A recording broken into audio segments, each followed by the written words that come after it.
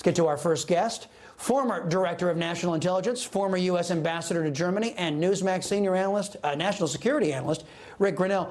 Mr. Grenell, always fantastic to see you. On top of everything that the Democrats are doing to us, they want to send our kids to war. Democrat Congressman Seth Moulton said, quote, "We're fundamentally at war, although it's through a proxy with Russia." Now, this rhetoric, correct me if I'm wrong, is incredibly dangerous, isn't it? It's incredibly dangerous, and it's also myopic, because let's remember we've got peacekeeping operations around the world where there's humanitarian disasters, crises, and conflict. And so we can't be led by just the media. When the media focuses on Ukraine, our hearts are broken. And let's be honest, we see these images and the destruction, the humanitarian crisis. No real human cannot have incredible feelings. But our foreign policy is not governed by feelings. If it was, we would be bankrupt. Because the reality is we have conflicts across the world. Peacekeeping operations in Mali, the Congo. I could go on and on. Billions of dollars that are being spent, American taxpayers spending 1/4 of the money.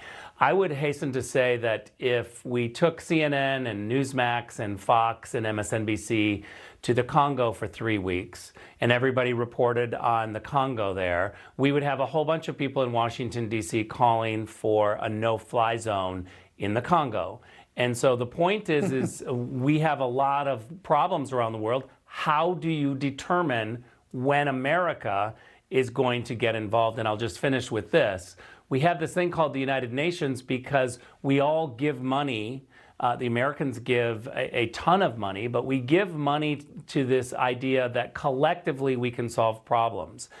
And the UN yet is a disaster, abuses our money and doesn't solve any problems. And so we've defaulted into this system where the world just says, well, the UN doesn't do it, so let's have the United States. That's unacceptable. We are very generous. The American people are very generous, but we have to have some sort of rules.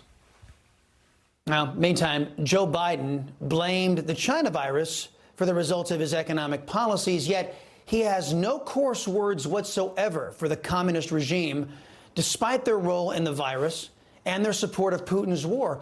Are Americans right to be concerned that Joe Biden and his political party are in the pockets of Beijing? Yes, for sure. But I think the Democrats largely are the ones who have pushed this Russia, Russia, Russia message on everything. And there's one place that really loves the Russia message, and that's Beijing. They don't want you looking at what's going on in China. They want you to pretend like all of that evidence on Hunter Biden's laptop really is Russian disinformation. So we've had Democrats who have been giving the Beijing line for a very long time. And we need to be very clear that every time someone falsely accuses Russia of something, they're playing right into the Chinese hands. And I've been saying, Russia is a problem, China is a crisis.